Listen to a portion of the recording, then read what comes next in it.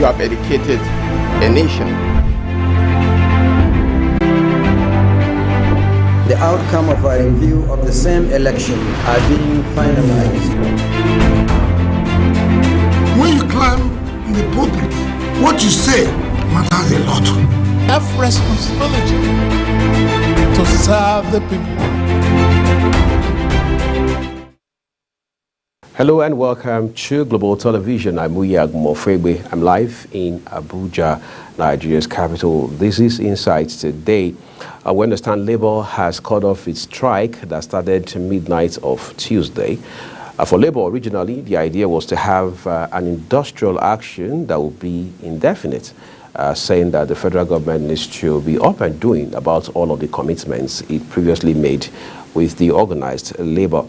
Added to that, Labour also said it was protesting the manhandling of its president, Joe Ajaero, in Owerri, Imo State capital, about a fortnight ago, just before the election, the governorship election in that state.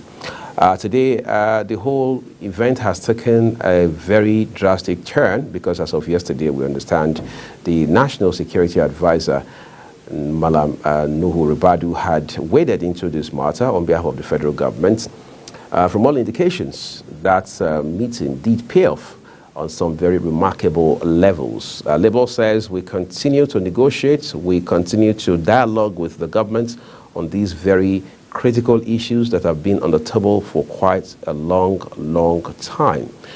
On the program today, we want to talk about the need to end the culture of incessant industrial action because on the one hand, workers have the right to go on strike, workers have the right to protest. On the other hand, the country pays very hugely. The country pays a lot of price every time there is a strike action, economically, socially, and otherwise. That's the focus of our conversation on the show today. You'll meet my guest and we will get talking right after this short break. To stay with us.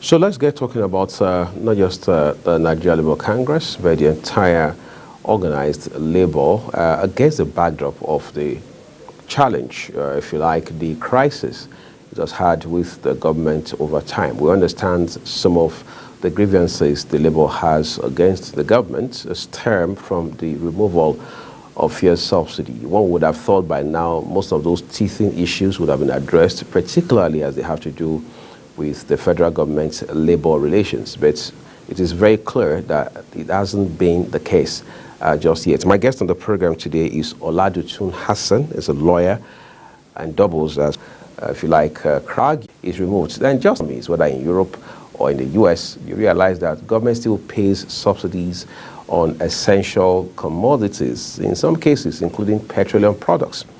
And then you're also wondering, on what level did the government miss it with regards to actually out of removal of your subsidy? These are some of the elements we want to do.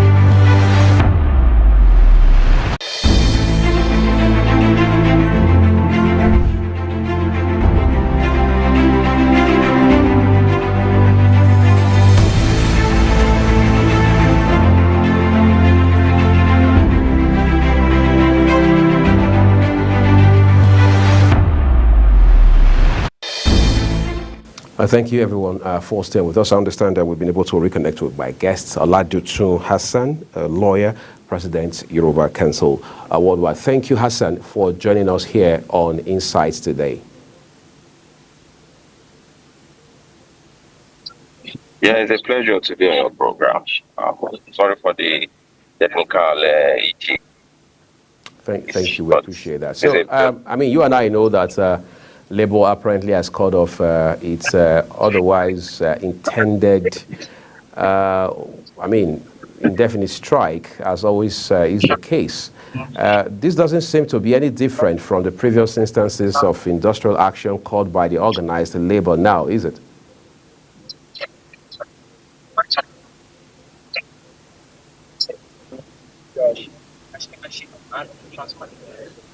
Yeah,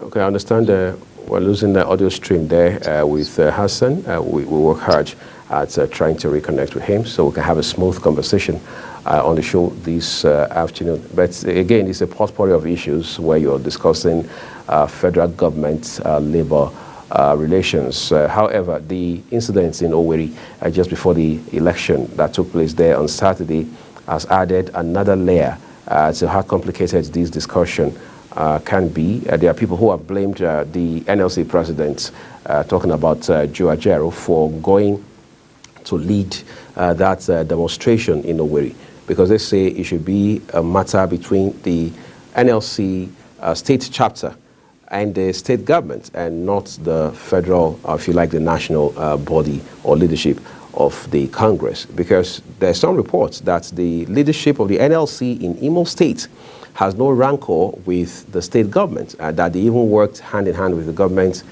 even in the run-up to the election. How true that is, we have not independently confirmed here at Global Television. But the governor of Imo State himself had said that Joe Ajaero was meddling in the politics of the state. He had also been said to be a card-carrying member, a registered member of the Labour Party, and as such, there are those who see him as a partisan entity. They believe he has partisan interest, and as such, he's politically suspicious, so to speak, for someone who is believed to be interested in the politics of that state. They say he's a member of the Labour Party.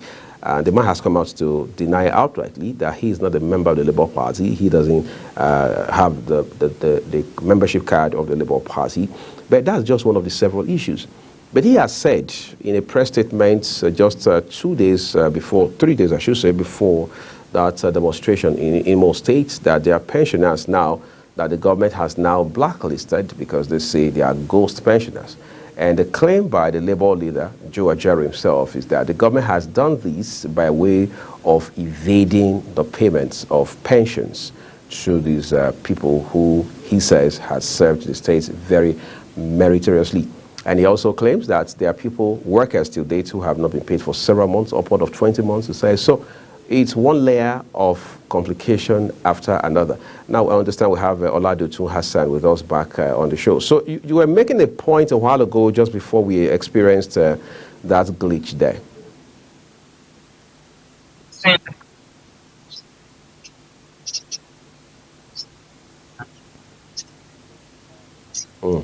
We're obviously having a very serious network issue, but we'll continue this afternoon. Until that happens, we're taking a quick break. When we return, hopefully, we'll be connected to our guest.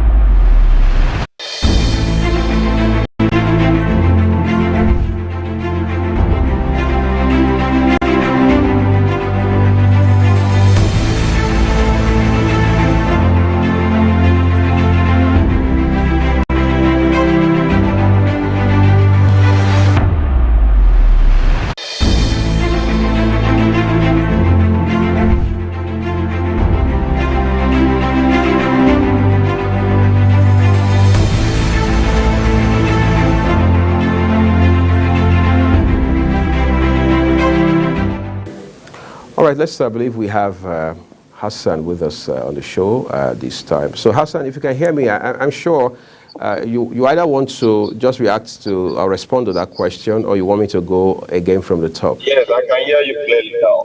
Excellent, excellent. So my question earlier was that, yes, exactly. I can hear you. Just go ahead, please. Okay, I'm with you.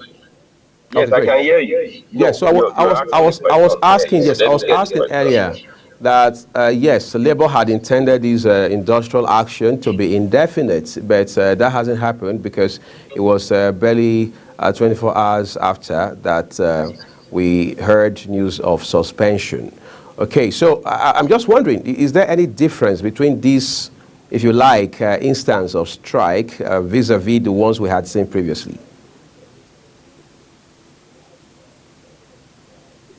Well, I believe the NLC is becoming a joke and getting to a stage whereby the citizens, the unemployed, will begin to ask questions and queries. Those that seem to be half, or those that are now employed under the auspices of the Labour Congress. I think another association needs to be on ground, which will be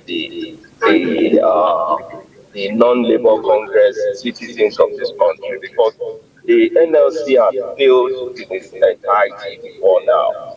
We've had different crises that culminated to where we are today. It's ranging from the fuel crisis, the Naira exchange redesigning. NLC never said anything. The increase in fuel, NLC never said anything. Then what is the NLC fighting for? Just political aggrandizement and self-centeredness. Somebody just wanting to grandstand the whole country. When did we get to that level? So to me, it's just so absurd, so illegal. And I believe the NLC president needs to be arrested. These are not times to be settling peaceful resolve. What are they resolving on? It is, to me, it is more like it's a threat to national security.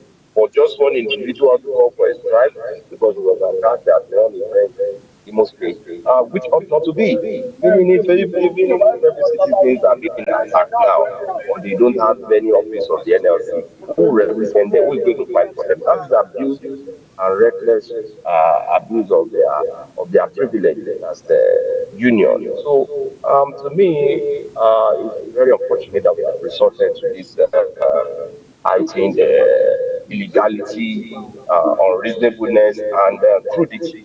So it is so much necessary that there must be some guiding principles on how the strike actions must be achieved, irrespective of the fact that there is a court order and there was a court order qualifying everything that has to do with strike.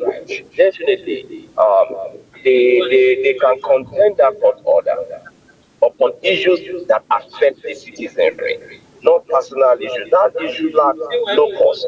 These are issues that you can just, these are issues that lack no standing. Before any reasonable thinking Nigeria, why would somebody out of his own belly aching begin to tell all of us that we must begin to ache alongside with him for his own political gesture of going into a private an election of a minute state in Imo State, and you use that as a bait to call for strike. And we're all aware that the IGP removed the city of the state because of your call. Then what do you now demand for? You demanded for investigation. Something was done in that regard. You demanded for the government of the state come for camp. Yet you are going about using your union to cause crisis.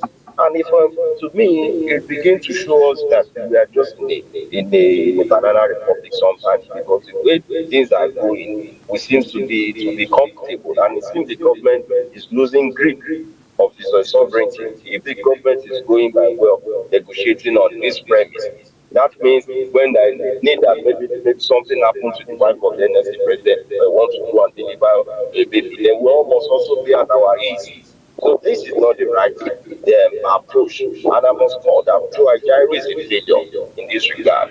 It's a failure. He has failed the NLC as a union, and it has really brought the NLC as a union to disrepute. Because when there is an issue that calls for national attention, you will find out that people will no longer respond because of the skirmishes and the unreasonableness that Joe Ajaero have not brought into unionism. I was once a union before. I'm a unionist while I was on campus. We don't unionism like that. This is just crudity. It's not unionism. Let's talk about the fact that not much persons are calling out the governor of Imo State or the government of Imo State in this case. Everybody seems to be bashing Joe Ajaero. And then on the other hand, if the government at the federal level now had done the needful with regards to the removal of fuel subsidy payment, would we be where we are having this conversation right now?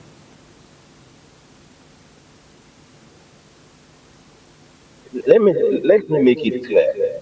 There is a national minimum wage, and there is a review demanded that minimum wage should be not less than 200,000 for all Nigerian workers. If the NLC president have called for strike on demand of general minimum wage to be reviewed upwardly, we will hold down to demand that in as much as the federal government is awarding 5 billion for the yard, 1.5 billion for the wife of the president, all this kind of money that are just wasted. And the labor too should demand for upward review of their salary. Is there is a reason? But the NLC president displayed a misplaced priority. Just went into Imo State to agitate for specific workers. Then the workers themselves, where are they? The workers have not come out on the national day to protest. We've not even seen any. Now, where is their own union president? Where are the concerned who affected workers? We've not seen any. You cannot cry more than a bereaved. Well, you don't just take up.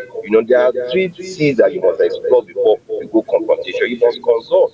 You must really have a concerted effort before you confront that issue. There was no proper consultation on this issue. And it was in the middle of an election in Imo State. We all had similar scenario during the judgment of the appeal court. The NLC called for just a mad strike, a strike that almost crippled for 2 days. People's goods were destroyed. People can no longer get money. You can't get water for 2 days. Unreasonable strike just because somebody is somewhere telling us. NLC president, despite confidence. So it's so unfortunate that there is no priority in the leadership of the NLC, and it's high time that the citizens also must begin to have a lot of clarity. If we are more political, let us know that we are having a political protest. If it is no longer political protest, you don't bring unionism to equate it as political protest. If it were to be in the way that they are going about it, I've seen on several platforms, Aisha Yusufu and some of all these enthusiasts were looking at this as a total shutdown. They were only looking for a reason aftermath of the Supreme Court election judgment to just look out for any reason to shut down the system, and that is just the what I can interpret. There was no nexus, there was no causal link between that strike and the issue of Joe Ajaero was operating. Even within the Joe Ajaero display of his caricature of a bandage around his head, we also it is more like a comic section. It doesn't really go into detail, telling us that he's on the sick bed. That does not go down well. All you can do is to get the medical report, use it to file an action. You can file fundamental right action in court. You can equally call for police investigation to go you cannot tell the whole world to not show that unfortunately and unreasonably ASUU joined the strike. ASUU that has just been agitating for review of their salary for 8 months, equally went for that kind of strike. It shows that some people are just unreasonable, no matter their professorship. They don't really lack the compassionate, believe and patriotism spirit that moves a nation forward. Until we begin to see Nigeria first.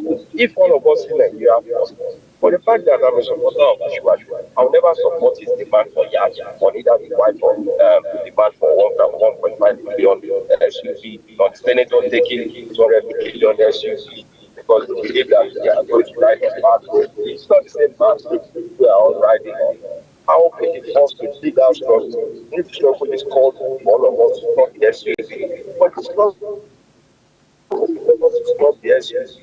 Struggle is just for putting just as tomorrow should not be surprised. Right, Gyro to pick up the ticket of this mandatory sugar run for partnership in his own state. That is what we've been witnessing in Syria after we did NLC president. You rather give all of them those want to be the corridor of power. Thank you. Thank you, Hassan.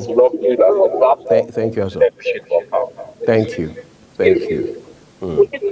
I think that's a whole lot of point there with regards to this face-off between government and the organized labor. I'd like to say a big thank you to Oladoto Hassan, President, Yoruba Council Worldwide, who is also a lawyer. We appreciate your insights on the show today. Thank you very much. Great. And that's it here on Insight today. Thank you everyone for watching. I'm Uyag Mofwebe. I'll see you again soon.